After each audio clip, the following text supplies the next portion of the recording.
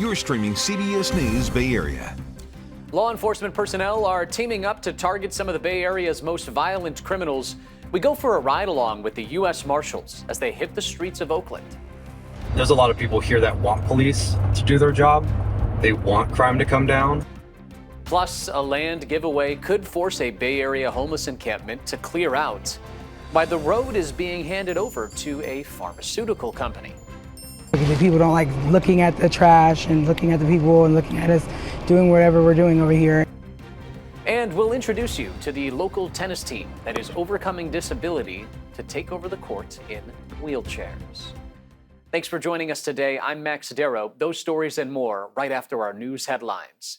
Today is the final chance for Deadheads to join the 60th anniversary celebration of the Grateful Dead in Golden Gate Park. Dead & Company will take the stage for a third night of shows.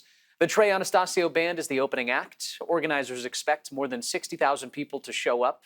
That was the case on Friday and Saturday as well. Along with the huge crowds coming to Golden Gate Park, there are also road closures and detours in effect. Several streets and walkways are closed, which includes Middle Drive, Martin Luther King Jr. Drive, and a couple of different stretches of JFK Drive. Those roads will stay closed for the next few weeks until August 20th. Fremont police are making a renewed push to find a teenager named Katie Hong. It's been 7 days since the 16-year-old was reported missing. Police describe her as being at risk. They say investigators are using all available resources to try and find her, including license plate readers, online search tools, surveillance footage, and even the tracking of the girl's digital footprint. Federal agencies are also helping out with this investigation. Fremont police are asking anyone with information that could help them find her to get in touch with them. With just a week and a half until the first day of the new school year, the Alum Rock Union School District Superintendent was fired without an explanation. Many parents are really not happy about it either. The board abruptly fired German Serta at the end of the week after about a year on the job. The district hired Serta back in September of 2024. He oversaw the district as it closed 6 schools in an effort to close a $20 million budget gap. This marks Alum Rock's second leadership change in just over a year, leaving many parents with more questions than answers. What we've seen over this last year in particular is chaos being brought in a big way by certain trustees that sit on this board, it's important that we be involved. In a statement, the Alum Rock board president thanked Serta for his service and said that the board will begin the selection process for a new superintendent soon. But in the meantime, Assistant Superintendent Sandra Garcia will serve as acting superintendent as that happens. The warning period is about to end for drivers caught by San Francisco's 33 automatic speed cameras. The city is set to start mailing out its first citations on Tuesday. That means violators will get tickets and fines. Those fines start at $50 and can get a lot higher depending on how fast you are caught speeding. Meantime, the initial data from the 60-day warning period that began back in June does suggest that the cameras are having pretty good results. SFMTA says, on average, there were about 250 speeding incidents per day during the first week that the cameras were up and running. The number dropped by more than 30% after 6 weeks. The data also show that 70% of drivers who got a warning during that initial trial period did not speed past a camera again. And that indicates they are not repeat offenders. So presumably, they've learned their lesson and are less likely to do this in the future. The transit agency plans to release more results at the 18-month mark. They're also planning to install bigger speed limit signs and more markers in areas where the most frequent violations occur. Alrighty, now let's head outside on this Sunday. Get a check of our weather with First Alert meteorologist Zoe Mintz. We are finally looking at a pattern change on the way as significantly drier and warmer weather will be working its way in to kick off the month of August. Although we have been feeling well below average all across the Bay Area for the first 2 months of the summer season. SFO average high temperature of 68 degrees puts us at our coldest start to summer since 1965 and the 7th coolest on record. Oakland's average high temperature of 68.2 puts them at their coolest since 1975 and their 10th coolest on record. San Jose, 77 degrees. That's significantly warmer than Oakland and San Francisco, obviously, but it's the coolest since 1999 and the 8th coolest on record. So Oakland, San Francisco, and San Jose all seeing a top 10 coolest start to the summer and coolest start to the summer in decades. You say start to the summer and you say, hey, it's already been 2 months, but June and July, technically the first 2 months of the summer season. And you might be wondering why. Why has it been so gosh darn cold? Well, it's because we haven't been seeing what we normally see, which is a four corners high pressure and or Pacific high pressure that we're normally on the outskirts of that keep us relatively warmer for this time of year. We haven't seen those areas of high pressure, though. We've been seeing areas of low pressure traveling farther south along the jet stream than they normally would, bringing us more drizzle, bringing us cooler, and bringing us foggier conditions that have been sticking around for the past several months. But that four corners high finally going to be returning this upcoming week. And again, we'll be right at the edge of it, so not extreme heat on the way, but definitely warming up starting Wednesday and continuing through the later parts of this upcoming week and into the middle part of August. So get ready for warmer weather. And if you're not ready for the warmer weather, I would suggest getting out today and enjoying more seasonable heat. Even though there is definitely going to be more sunshine along our coastal communities, those highs sitting in the low 60s, that's comfortable for this time of year. Those wind gusts anywhere from 15 to 25 miles an hour. Areas by the bay are going to be in the 70s, areas inland, mid to upper 80s. Areas in our South Bay are going to be in the mid to upper 70s. It's a degree or two cooler than yesterday, but still very seasonable for this time of year. We're going to continue to see the warmer weather, though, heading our way into the mid to later parts of this upcoming week and then staying relatively warm through the middle parts of August. We're no longer going to be seeing well below average temperatures, so enjoy the more comfortable heat today. Again, warming up into the 90s and if not mid to upper 90s. That are going to be more widespread for our inland communities. And even for areas along the coast, this is the best news of all. The coastal communities that have been socked in by that fog, finally going to be seeing more sunshine and warmer weather. Some beautiful beach days are just around the corner.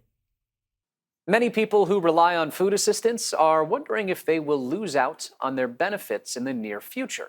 The massive budget bill signed by President Trump set to make significant cuts to the SNAP program, formerly known as food stamps. According to the California Budget and Policy Center, about 175,000 residents in the Bay Area are at risk of losing benefits. I spoke with a mom who relies on that assistance to feed her family. After another long night shift, Soy janitor en la noche. working as an overnight janitor, Deanna is back to work with the full-time job that gives her purpose, parenting. She's doing some prep work for tonight's dinner. A mis niñas les gusta con arroz. She and her husband both work to support their 3 kids, who are 5, 10, and 17, who all live together in this small San Jose apartment. But even with the both of them working, Es difícil. it's difficult, she says, to pay for basic necessities. So, like many families, hers is buoyed by SNAP, known as CalFresh locally. Food stamps help her buy the essentials, Todo tipo de frutas, verduras. fruits, veggies, and meat, so she can cook every meal. Going out to eat isn't really an option. Si yo no tuviera CalFresh, She says if she didn't have food assistance, she'd have to get another job just so her family could live paycheck to paycheck. And like many SNAP recipients across America right now, that thought is top of mind for Deanna. That was a good one. The Trump administration's so-called Big Beautiful Bill, which GOP lawmakers passed by a narrow margin, including a tie-breaking vote in the Senate by Vice President J.D. Vance, The bill as amended is passed. slashes billions of dollars in federal funding for SNAP. Over time, it will shift the bulk of the financial responsibility to individual states. The Trump administration says SNAP has failed those who truly need it, and the move will eliminate fraud, waste, and abuse. However, Leslie Baccio, the CEO of Second Harvest of Silicon Valley, says otherwise. SNAP is the most effective anti-hunger program, and this is the largest cut in the history of the program. Baccio says more than 100,000 households in Santa Clara and San Mateo counties receive SNAP benefits. if these benefits are, in fact, cut, how do you think that will affect the food bank? Well, we know that when SNAP benefits are cut, our lines get longer. And the timing couldn't be worse for food banks, currently trying to do more with less to serve a historic level of need.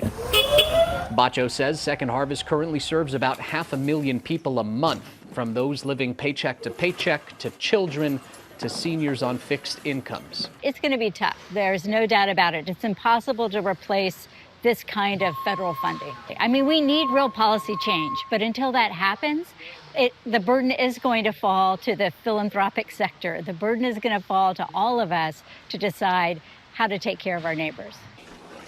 Nothing has changed yet. Deanna says she's nervous and has a lot of questions. However, she says she knows SNAP's future is out of her control. She hopes her situation doesn't change. But if it does, she says she'll do what she needs to do to ensure her family has food in the fridge. And in the present moment, she'll remain grateful for the status quo.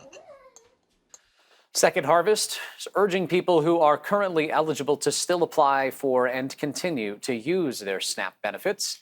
Second Harvest does have a multilingual team that can answer questions that people may have about the changes as they unfold. Still ahead on CBS News Bay Area on this Sunday, a small stretch of road is being handed over to a major pharmaceutical company. You know, it doesn't really sound like much, but there's a big impact here.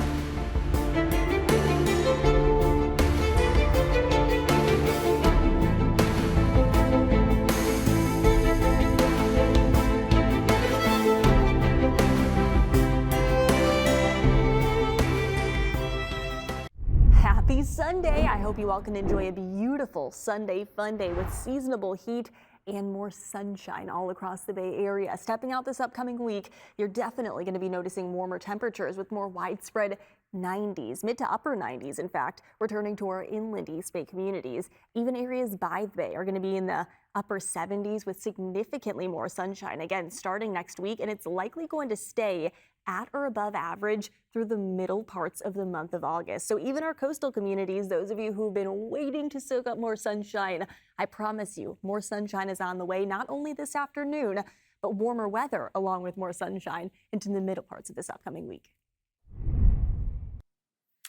The number of violent crimes reported to Oakland police have been falling lately, and law enforcement hopes to keep that summer trend up. According to the police department, the latest numbers, homicides have been falling since 2022.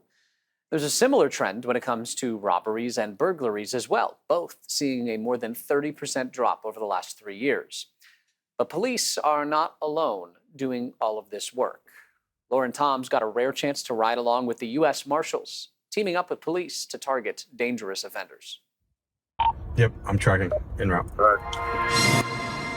Senior Inspector Chris Tamayo is tracking some of the region's most wanted fugitives. Again, we're trying to be high visibility. We're not trying to hide what we're doing. Get out there and participate and show that we're in the city. He's been tracking fugitives with the U.S. Marshals Service for 12 years. Now, the Bay Area native is targeting fugitives right here in Oakland, protecting a place that, for him, has deep roots. So there is a lot of significance for me to feel like I'm actually at home in my area, not just supporting my friends who are officers looking for people, but it's my community. It's a partnership that spanned more than a decade. The U.S. Marshals and the Oakland Police working together to make the city safer. And now they've joined forces once again for the department's summer safety program, cracking down on violent offenders. And the summer timing is no coincidence. Once the sun's out and it's nice and it's everyone's out on the streets, violence goes up. The city's resources are already stretched thin. They remain down roughly 200 police officers. The task force brings in critical support and federal resources to help close cases and capture fugitives at no cost to the city. This year, so far, the Marshals Service Fugitive Task Force has made 273 arrests. About half, Chris says, happen right here in Oakland. And just between April to June, they made 70 arrests for homicide charges and another 79 for assault charges. But this week, they're taking aim at a different kind of fugitive, sex offenders. The team is executing warrants for rape, molestation, and failure to register, cases that are often hard to track but harder to forget. He's got an assault charge, failure to appear, failure to register as a sex offender, and contempt of court. So those are the charges he currently has. Last seen wearing all gray and a Raiders hat. Oh, I see him with the bike. The suspect was spotted on a bus riding down International Boulevard. The team moved in fast, making the arrest without incident before sending the bus back on its route. When we take someone off the street, even if it's for a week before they get released, at least that person's out. They're out of the game for a little bit. But lately, the team has faced an unexpected challenge as neighbors often mistake the marshals for ICE, sending tensions high. We're dealing with a lot of people thinking we're ICE. And so sometimes places have become unsafe to make the arrest because they start getting protesters coming in thinking we're ICE. And while the U.S. Marshals can support federal immigration enforcement, this task force isn't here for that. There's a lot of people here that want police to do their job. They want crime to come down. Removing violent offenders from the streets in a city that's not just asking for peace, but counting on it. In a statement, Oakland police told us their partnership with the U.S. Marshals is essential to their efforts to protect and improve safety throughout the community. Drivers caught by speed cameras in San Francisco are about to start getting tickets instead of just warnings in the mail. The SFMTA plans to begin issuing citations on Tuesday. Cameras have been up and running at 33 intersections for a while now, all across the city. Warnings have been going out to speeders since early June. But this week, violators will be hit with fines. Those penalties start at $50 and get a lot more expensive depending on how far over the speed limit you were going. To the East Bay now, people living at a homeless encampment, a pretty large one in Berkeley, are now worried they are about to get kicked out. The city is giving away the land that they currently are living on to one of the world's largest pharmaceutical companies. The encampment butts up against the sprawling campus of the Bayer Corporation, which has operated in Berkeley for about a half a century. Bayer also owns about 2 million square feet on Berkeley's west side. That includes parts of Carlton Street. Now, the city plans to hand over a nearly 400-foot stretch of Carlton between 7th and the existing Bayer campus. Katie Nielsen spoke with some people who are unhoused, who are waiting to see what that means for their future. This is the portion of Carlton Street the city of Berkeley is giving to Bayer Pharmaceuticals. It's about 28,000 square feet in all and home to a sizable encampment. Now, lots of questions remain about when this encampment will be cleared.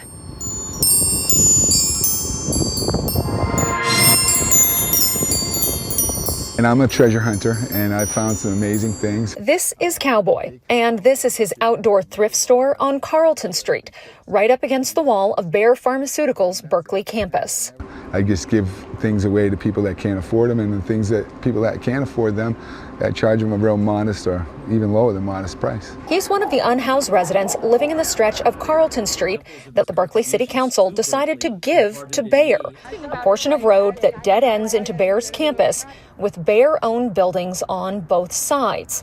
At a meeting last week when the transfer of the land was first discussed, a city staffer explained how the encampment will be handled. We would, have staff go out and talk with people to the extent we had to the extent that we have shelter opportunity, we would offer that, and to the extent we don't, we don't. The Bayer campus in Berkeley is 46 acres in all and is home to research labs as well as manufacturing facilities, mostly for specialty medications. The pharmaceutical giant sent a representative to last week's council meeting. We have reported multiple fires at this location.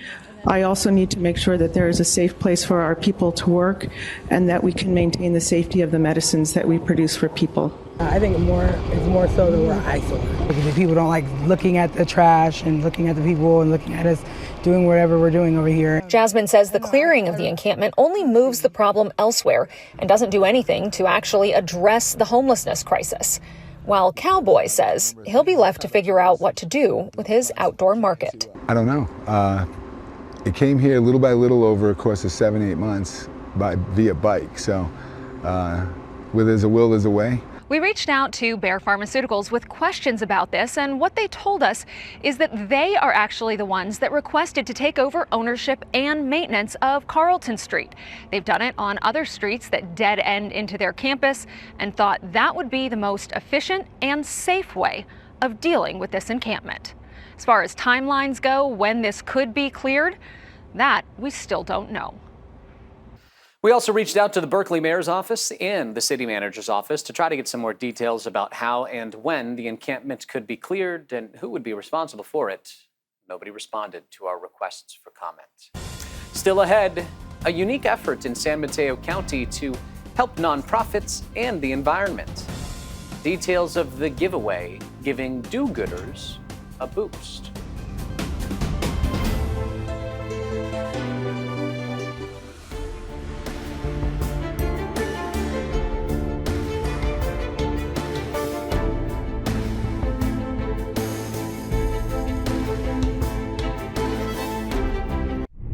We saw significantly less cloud coverage out there early this morning. In fact, this is our view from on top of Sutro Tower, where we could actually see the city as the sun rose.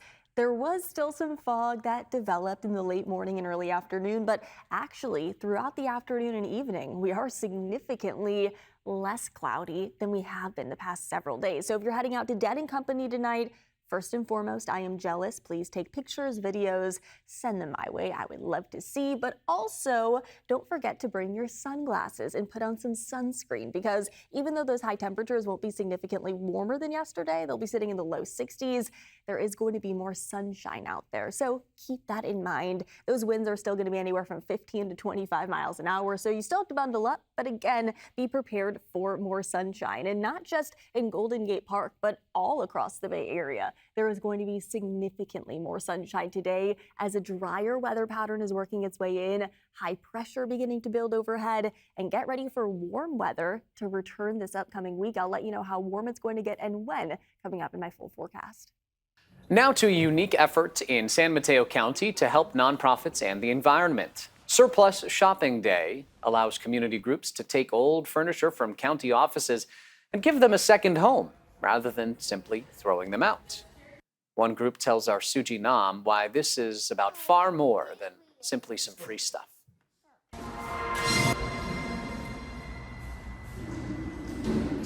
I'm actually just the muscle around this place, so it looks like we're getting some desk chairs, some TVs, coffee tables. Chris New is on a mission to bring some furniture back to East Palo Alto. Simple things like desks and TVs do go a long way. Let's go. At his nonprofit organization, Anamatangi Polynesian Voices. The goal is just to help the youth, especially in our area and our Polynesian youth. This is his first time picking up free furniture at the Surplus Shopping Day. The San Mateo County Sustainability Department held the event at a former hotel in South San Francisco. While the county is in the midst of transforming the building into permanent supportive housing, some items left behind are now also up for grabs. Here we can see there's a lot of different lamps that have been in these hotel rooms, mirrors and art and other decor and things like that. Gordon Tong, the county's waste reduction program manager, says most of these free items were once used in county offices. That way, we can both save money and we can help our community partners, and we can reach our sustainability goals. He adds that since the program began, they have rehoused more than 3,000 items to local nonprofits, schools, libraries, and other city governments. Otherwise, we'd have to recycle or dispose of these items. Yes. And they're going in the hands, or arms rather, of community leaders like New. It's definitely for a greater purpose. It could just be like somebody putting sodas or something in here, but it's better for somebody to get it than for it to go to waste. He wants to do more to help his community get the resources they need. We got to help our community so we can all grow together, support each other. New is grateful for giveaways like these so he can give used furniture a second home to his second home. Still ahead in our next half hour on CBS News Bay Area. This Bay Area plaza could be turned into housing. When we come back, we'll tell you why neighbors say the plans in motion would actually make the neighborhood less livable for both current and future residents. We don't have a mainstream grocery store. We don't have a pharmacy on this side of town. Plus, it's not a story we would typically see in California. Neighbors against expanding a local reservoir. Why they say the plan will leave their homes underwater. My backyard's on their plan of inundation. With this new 4.5-foot rise of water, would be in my backyard. In the Bay Area, a new WNBA franchise is taking flight. Catch this first-in-a-lifetime inaugural season as the Golden State Valkyries play live on KPIX and Pix Plus. You're streaming CBS News Bay Area. Thanks for staying with us. I'm Max Darrow. Here's another look at some of our news headlines today. Dead & Company are back on stage for show number 3 of the weekend. The Trey Anastasio Band is opening up for the Dead & Company. Organizers expect more than 60,000 people to show up, as was the case on Friday and Saturday. Now, when the band came to Oracle Park back in 2023, the events generated an estimated $31 million for San Francisco's economy. The Alum Rock Union Elementary School District is heading into the new school year without a superintendent. The board abruptly fired German Serta without an explanation on Friday night. He'd served as superintendent for a little bit under a year. The decision has left many parents surprised and confused.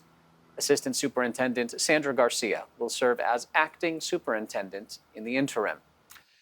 In San Francisco, speed camera enforcement officially begins this week. Starting Tuesday, if you're caught speeding by the cameras, you will get a ticket in the mail for the violation. Fines range anywhere from $50 to $500. From the 60-day initial data from the initial 60-day warning period that began back in June does suggest that the cameras are having some pretty good results. A plan to build much-needed housing in the South Bay is now facing some pushback from people in the community. A longtime North Sunnyvale resident tells me she and others who live there are pleading the city and developer will reconsider and switch course. Throughout her entire life, During the summer, we would walk up here to the grocery store and get a snack. Fair Oaks Plaza has been a cornerstone of Deanna Gonzalez's North Sunnyvale neighborhood. It's home to several restaurants, businesses, and the only grocery store in the neighborhood, Taj Mahal Fresh Market. It's changed quite a lot. But perhaps the biggest change is on the horizon, and it's one Gonzalez hopes doesn't come to pass. The plan right now stands as it's housing with very small retail left. A development proposal is pending to turn the plaza primarily into housing, which would eliminate most of the businesses here today, including the grocery store. Many of our neighbors walk to this market because they have no other means of getting around. Sunnyvale has designated Fair Oaks Plaza as one of 7 village centers, places that will be redeveloped into hubs for housing, retail, and outdoor space. We envision the village centers as multi-use nodes within our city. Larry Klein is the mayor of Sunnyvale. We, envisioned kind of what we see in downtown. Retail on the bottom with multifamily housing above. The majority of developers that we have in our community right now are building townhomes. City leaders recently approved the Village Center Master Plan to redefine zoning for the existing spaces to help better preserve commercial space as they are redeveloped. To try to say this is where housing and mixed use would be. Here are areas that are retail specific. But that's for future proposals, not previously filed ones. City leaders say because of state housing laws, they can't change plans in motion. The residents in those communities, their best efforts are to talk to the developers, and that's what we're doing from a city standpoint, looking to see what incentives that we can provide to change the vision of that original application. We're not against the housing. We want to see growth, but we also know that there are lots of different parts of Sunnyvale that can be developed into housing. Gonzalez says Sunnyvale's future does need to include more housing, but she believes the plan in motion will make the neighborhood less livable for current and future residents. We don't have a mainstream grocery store. We don't have a pharmacy on this side of town. her hope. We encouraged not only the owner of the property and the developer to work with the city to reconsider their plan to include more retail. A blend she thinks would better suit the neighborhood. We tried to get in touch with the developer to ask them some questions about the project, but did not hear back. The former Birkenstock campus in Marin County is going to be transformed into a world-class art and design museum. It's hard to miss when you drive by it on Highway 101 in Novato. It's recognizable by its unique white roof, which you can see from our chopper right here. The nonprofit Ames Institute of Infinite Curiosity purchased the building for $36 million. It highlights the work of husband and wife, Ray and Charles Ames, who are best known for their mid-century modern furniture designs. Members of the organization dreamed of what they could use the building for. Now they tell us those dreams are becoming a reality. But it also is extremely well suited for large-scale art and other kinds of installations, that we're really excited to share with the world. It's really the power of imagination that we're hoping to spark. Part of the planned collection will include 40,000 objects from the Ames archives. Other artists and designers will also be featured, along with other exhibitions. Governor Newsom has declared a state of emergency in 7 Northern California counties. The goal is to help them recover from widespread damage caused by the atmospheric rivers this past winter.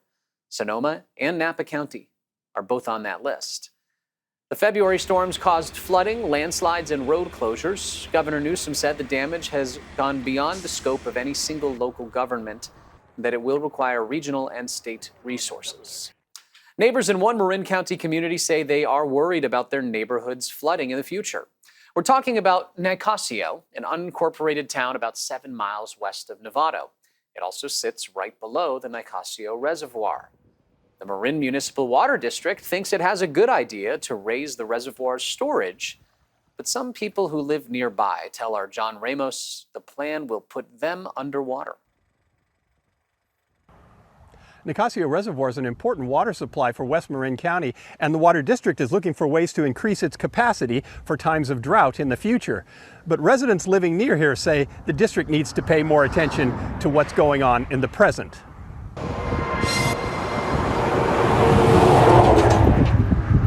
Nicasio Reservoir looks nearly full now, but in 2021, this is what it looked like. The Marin Municipal Water District says it was within months of running dry, and they're not forgetting that just because we've had a few wet years. That rainfall pattern is changing. The storms can be more intense, the storms can be more infrequent, and they're just becoming a little bit more unpredictable in nature. So the district wants to raise the lake by adding an inflatable gate at the top of the existing dam. It would raise the water level by about 4.5 feet and add about 3,700 acre feet to the supply. But neighbors who live nearby and don't get any water from the reservoir say they will be the ones paying the price for it.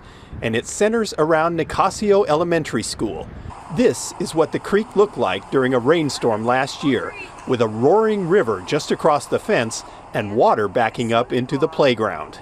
We're calling it ground zero because this is where you see impact, and as you go through the neighboring homes back towards the east side of Nicasio Creek, you'll see continued implications of the flooding. Mike Siebold lives in one of those homes. Well, currently of February 2025, we had a major flood of water that came through, flooded out 3/4 of my property, washed away a whole bunch of trees, washed away more land into the creek. My backyard's on their plan of inundation. With this new 4.5-foot rise of water would be in my backyard. On this day, he and other residents were at the library researching MMWD's history with the reservoir.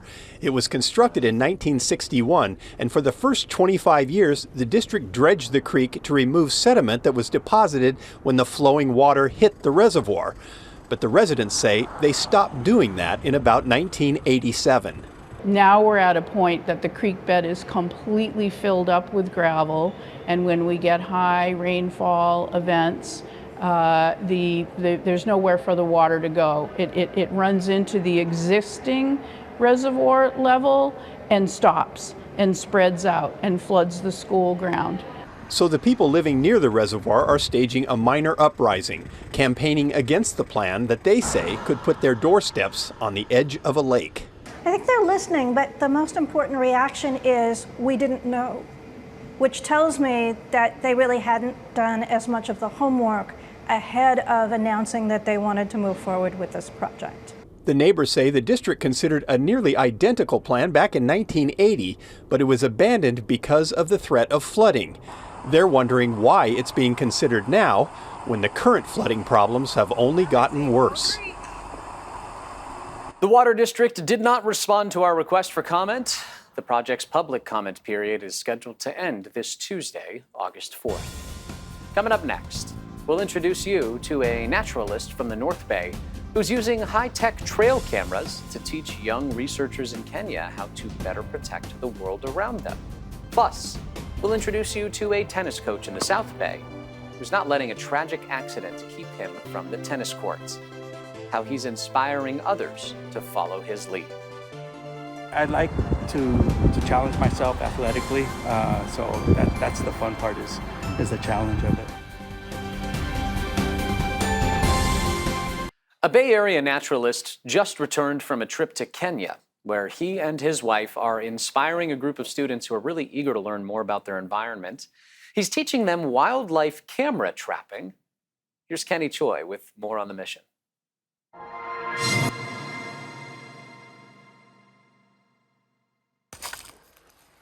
Setting up camera traps in the wilderness from Mount Tamalpais to Kenya has given Peter Bardo an extra tool. Nice and tight. Yeah, good job. To do what he loves. It's tied to what I love, which is, keeping wild animals alive and safe in their own habitat. He and his wife recently embarked on a journey to Daraja Academy, a free boarding school for underserved girls in Nanyuki, Kenya, where he taught them to set up cameras, monitor, and document data. We've gotten the first 2 primates they've ever gotten. We got a vervet monkey and a troop of olive baboon. So it's just getting started. Tracking wildlife, population sizes, and species interacting near the school campus has piqued some of the students' curiosity. Shakira Mwenda first learned about camera trapping at Daraja. I wanted to know, what do they do? What are they used for? And out of curiosity of the camera traps, I became an environmentalist. I grew up in an environment where I saw people polluting the environment. I saw people polluting water, air, and that's always made me to come out with a solution that I can impact them in the future. Shakira and Caroline just finished their internships at the renowned Impala Research Center, jointly operated by Princeton University and the Smithsonian. Hopefully, this will be an option for the girls going forward on a career, working with wildlife conservation or being a safari leader or a bird guide. Bardo hopes students will learn more about native vultures, which are often killed, Bardo says, by intentional lead poisoning. Other wildlife can also be seen as the enemy. I'm hoping that this program will help, and so far it has, change that. They understand how animals, what their place in the world is and why they do certain things. It's one step for this environmental steward, doing what he can to protect nature and inspiring others to do the same. Bardo is a certified California naturalist. Daraja Academy was founded by educators from the San Francisco Bay Area. Its nonprofit education fund is based in San Rafael. Today, we'd like to bring you the story of resilience, passion, and the power of sports. A man in San Jose really changing the game, literally, through his wheelchair on the tennis courts. Len Ramirez introduces us to the coach who is helping athletes redefine what is possible with their bodies.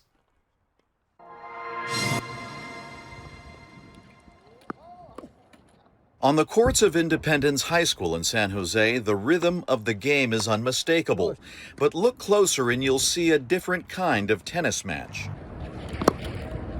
Meet Dawn Bearden, one of the founding members of Bay Area Wheelchair Tennis, and a coach with a story that took a turn at just 10 years old when a gymnastics accident left him paralyzed.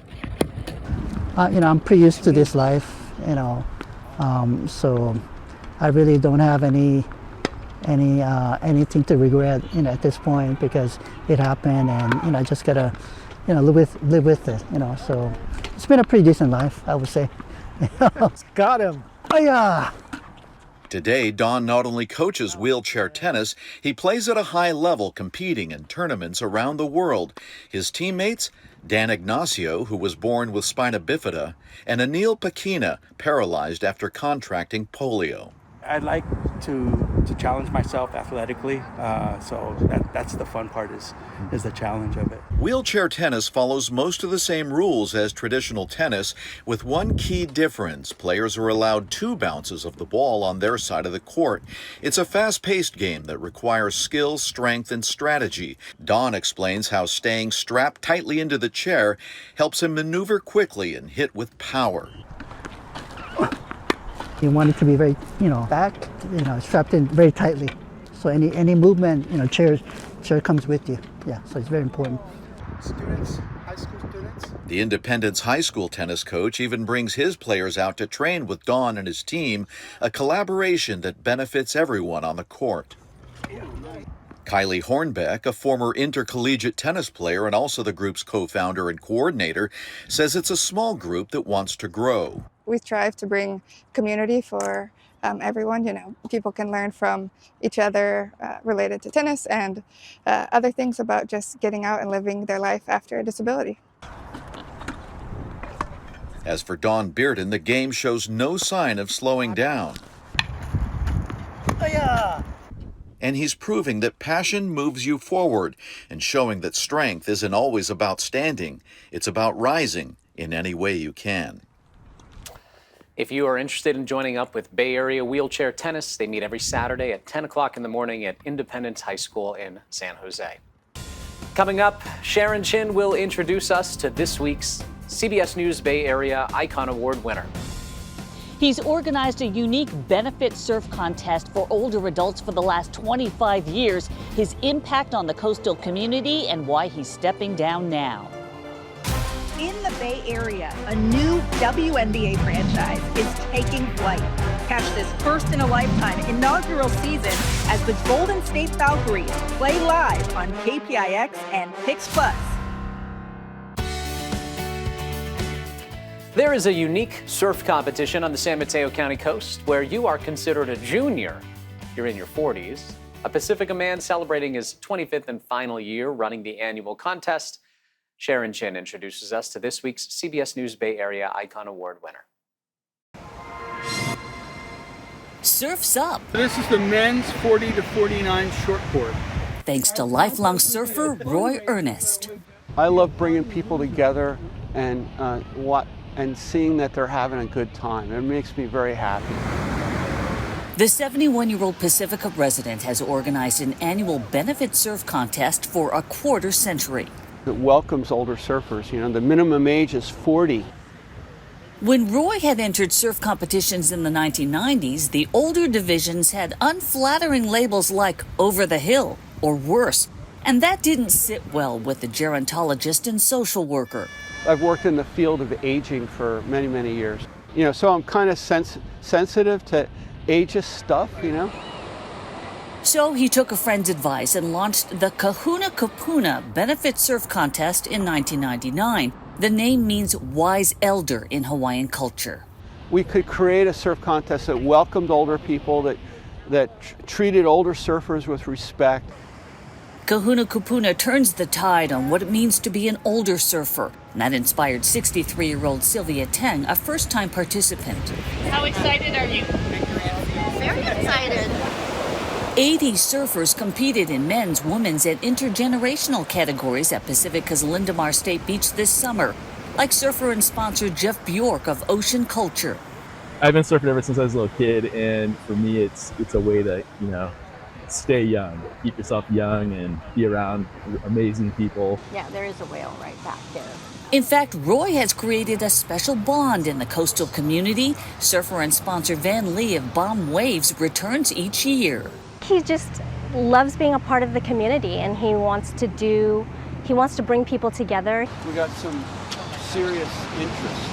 A decades-old nonprofit also rides on the competition's success. Kahuna Kapuna is the main fundraiser for Pacifica's environmental family.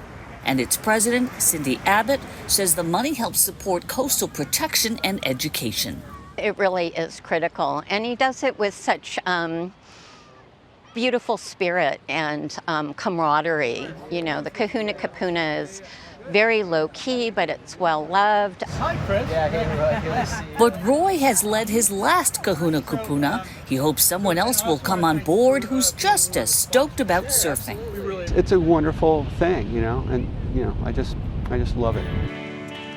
So for creating Kahuna Kupuna to honor older surfers and benefit Pacifica's environmental family, this week's CBS News Bay Area Icon Award goes to Roy Ernest.